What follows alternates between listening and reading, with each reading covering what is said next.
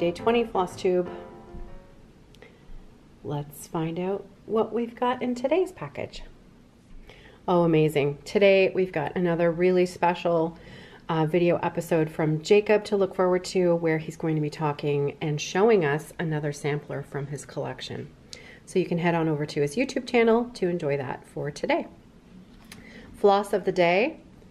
Oh, it's gorgeous. Check this out. It's a beautiful icy blue.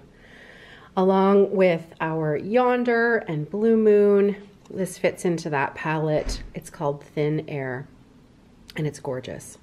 The stitching that's going to happen today is going to happen in several different locations. So what I'm going to do is I'm going to get that stitching finished, and then I will show you all of the different areas where it appears. Okay, today's stitching is finished. And as you can see, we have 7 sections of different small sections of stitching today. So 2 sweet little dogs in the middle of these motifs, in the middle here, and then those 2 right there underneath the flower pots. And that's it. I'm sitting directly under my stitching light, so everything is quite blown out in more natural lighting. This looks much prettier, but can you guys believe that we only have 5 stitching envelopes left? So it's later in the day. As you can see, I'm in John's office again, and I have a few things to share with you. First of all, I thought I should show you my hibernation day because, well, I haven't had a chance to work on it again in a couple of days, but I mentioned that on the weekend I would sort of just couldn't put it down.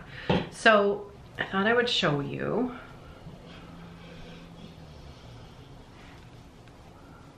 Look. I know the words, this piece isn't for everybody because this is Hibernation Day by Beth Twist, Heartstring Samplery. And she's broken up some of the words so that they fit within the width of the design. And so these 3 letters belong to the word snowdrifts. And then of course this is disappear. I find it charming, so it doesn't bother me at all. But yeah, so this is all new. I stitched all of that last weekend, and there's only one more row of letters, and then I'm on to the very first page of the entire design, and that's the only page that's left. So I'll lean back, I'll come back a little bit so you can see the whole thing. Check it out. How cool is that? So this is, I'm stitching this on a 28 count Panettone linen with our own Roxy Floss Co. floss conversion. And I love it. So, you know, I'm gonna have some time over the holiday break to do some stitching. There's so many things I wanna work on, you guys. Big plans. So there's just never enough time to do all the stitching that we wanna do. Just, I know that you all know exactly what I mean. There's just not enough time. Okay, finish of the day. Today, I have another counted canvas piece to share with you today because I have 2 Christmas trees. I stitched this one second, so the green one I did first, and this one I stitched second. So I think that one of them is Christmas tree 4 and one of them is Christmas tree 5. I'm not sure which one is which, but again, this is a from Nancy's Needle Christmas tree, either 4 or 5. And I see if I just angle it just that way, then you get the camera glare just on the outside. But counted canvas is so fun and fast, and I have to be really careful when I get into sort of a groove with counted canvas. It can hurt my hands. It's kind of like I'm not, and this is the royal we, the royal you, I should say. It's like knitting for me. If I do too much of it, like if I do too much sock knitting, hours and hours and hours of sock knitting, my thumbs and my wrists start to hurt. But it's the same with counted canvas, because this is a mono canvas that you're stitching on, and it's quite sturdy, and the needle is thick and the materials are thick, and of course you have to use a fair bit of force to pull the needle through. Now, one thing that really helps, and I try to remember to always do it, but sometimes I'm lazy, and if it's not close at hand and I need to get that little bit of a fix, I'll do it without, and I really shouldn't, is I'll use a little leather thimble. You get leather thimbles that fit on just one finger or on your thumb, and it's just something to help you grip that needle to help pull it through. Makes a huge difference to the amount of time that I can spend doing it before my hand starts to really bother me. So yeah, counted canvas. I had somebody, oh, you left me such a wonderful comment, and this was days ago, and now I can't remember who I was talking to about this, but somebody asked me, they were reminded that they used to do counted canvas, but we're having trouble finding the supplies recently. So my suggestion was, I know that there is I think she's just an online shop, but she was a vendor at the Spring Stitch North, and her business name is called Textured Treasures. You can find her on Facebook, as well as her website, www.texturedtreasures.ca, I believe is her web address. I don't think she sells the supplies separately. Like, you can't just buy canvas and thread and kit up your own supplies through her shop.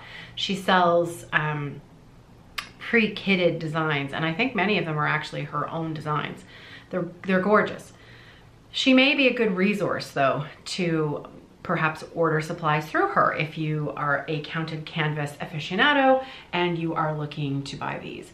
So I guess my next ask is, anyone out there actively doing counted canvas, where are you finding your supplies? So yeah, if you're doing it and you know where to get stuff easily and that's good quality and from a great shop, leave me a comment below and I will quite happily pass that information along. So that's the finish of the day. I love it. I love my Christmas trees that I've done counted canvas. I really should do another one, but you know, there's, like I said, there's only so much time, right? So I have a special little treat for you today. And I've been saving this since, was it Sunday? Which was I think it was either Sunday or Monday that the video came out where John read the poem, and it was all about snow. And speaking of which, we actually have some snow now. I will have put in a clip of video this morning that Nicholas took for me on our drive to school, and it's sticking. I don't know if it's gonna stick around until Christmas, but it's so nice to finally see some snow on the ground and not just mud. But anyway, when I was searching for clips of snow in my photos file, I came across a video clip that John sent me.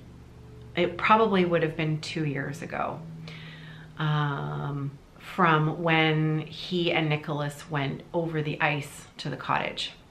So in case you're new here, I'm gonna back up a little bit and just give you the brief Coles notes on what the heck I'm talking about. And those of you who have been here for a while know exactly what I'm talking about. The name of this channel is called Off the Grid Needle Arts, and the reason for the name of my channel is because we have a summer home on an island in Georgian Bay that is completely off the grid.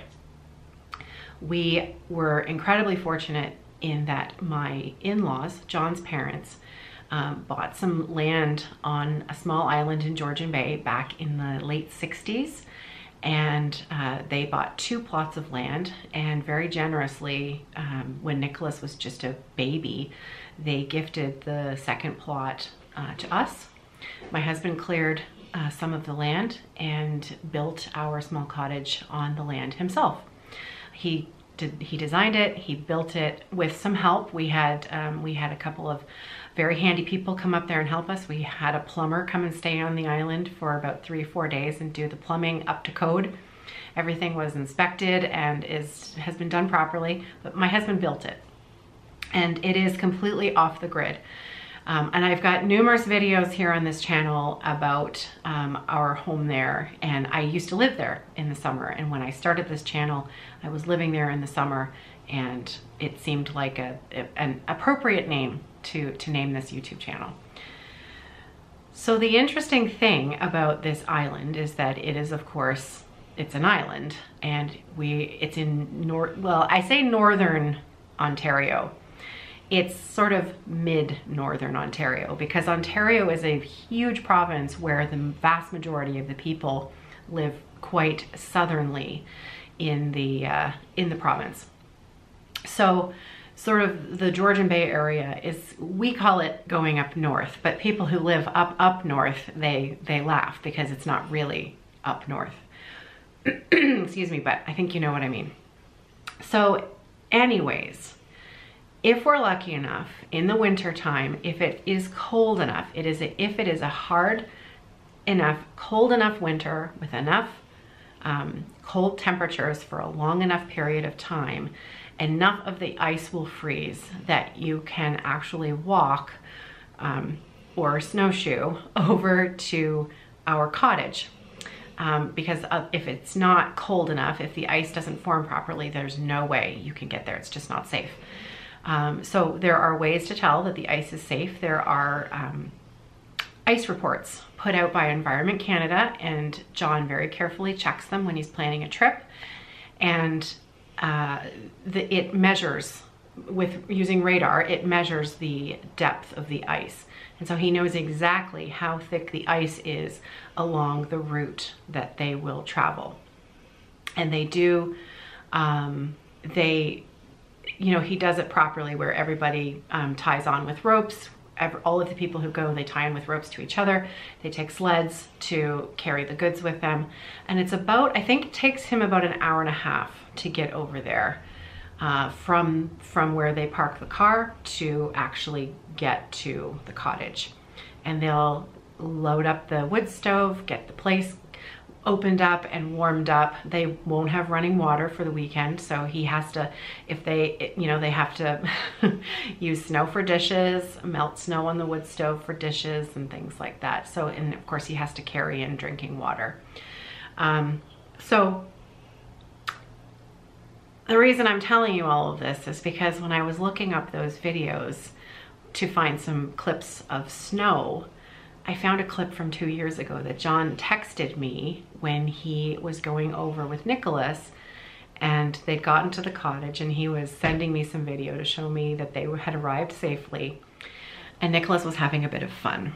So he was sliding on the ice because he knows going over the ice is not something I will ever do. It is just not, if you've known me for a long enough time, I don't like flying, I don't like boats. I like my feet on the ground. I'm a very anxious, feet off the ground kind of person. And the thought of an hour and a half walk over open water on ice is just not something that I can quite wrap my brain around. John's been doing it since he was a kid. Our kids have been doing it since they were kids. I know it's entirely a mental thing because he's so safe about how he does it. I still don't want to do it. So I stay here with the dog, and we have a cozy weekend while he goes off with the kids on a little adventure. But he sent me this video of Nicholas sliding on the ice, and I thought that you might think it was pretty cool to see something from my part of the world where I go in the summertime. That's a totally different time of year than when you are used to seeing the cottage, which is in the summertime. So you don't really see the cottage, but you see the landscape, and you see that they are in fact on the open water. It's not open water, excuse me, on the ice. The lake is frozen over, and Nicholas is having a good old slide. So I will, I can't remember, I might have to remove the sound from this clip because I think the wind was, it's very windy up there. That is what shapes the trees up there. If you're familiar with the group of 7 painters, you'll recognize Georgian Bay trees in an instant because they have a very particular look to them. They are wind swept. They grow sideways because the wind is so fierce up there.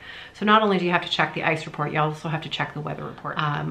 If there is any particular, like if they're warning of gales or anything like that, it's not the time that you want to be going because of course you'll be walking. And if you get caught in a gale, well, you know, that's not good. Now you can, of course, you'll have satellite capabilities on your phone and you can plot your course, GPS on your phone.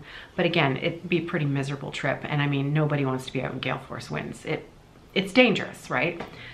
So I think the clip itself is kind of normal wind noise, but in the winter, even that it's a bit much. So I will remove the sound. But here you go. Enjoy. I'll just I'll play it over top of me showing it to you because I know it's just a very short clip, and it's rather magical, isn't it? It still doesn't make me want to go there and slide on the ice, but I really enjoyed that he captured that moment for us. So I hope you enjoyed that. It is now, what time is it? I think it's about 7:30 at night, and it's time for me to go. We're having pork chops for dinner tonight. The same old pork chops that I tell you about every single time I'm doing the daily videos. It's got tomatoes and onions and soy sauce and a little bit of brown sugar. I make it I make it at least once a month. So chances are good if I'm doing daily videos during a month, I'm gonna make this pork chop dish at least once. And so yeah, pork chops for dinner. It makes usually enough for 2 or 3 nights. And I'm gonna go back to stitching Santa tonight, Santa's patchwork cloak. So hopefully because I have like 3 stitches in it so far. So that's why I'm not gonna bother to show it to you right now, but hopefully I'll have a little bit of progress tonight and I can share it with you tomorrow. So have a great day, have a great night, everyone. I hope that you're well and that you're enjoying your holiday countdown. I cannot believe it's December the 20th already. Everybody done their holiday Christmas shopping? I have not. I'm going to be braving the malls on Friday with Sarah. Excuse me, I was gonna say Friday and Saturday. It's likely. But yeah, that's a story for tomorrow. So have a great day, everybody. Take care, happy stitching.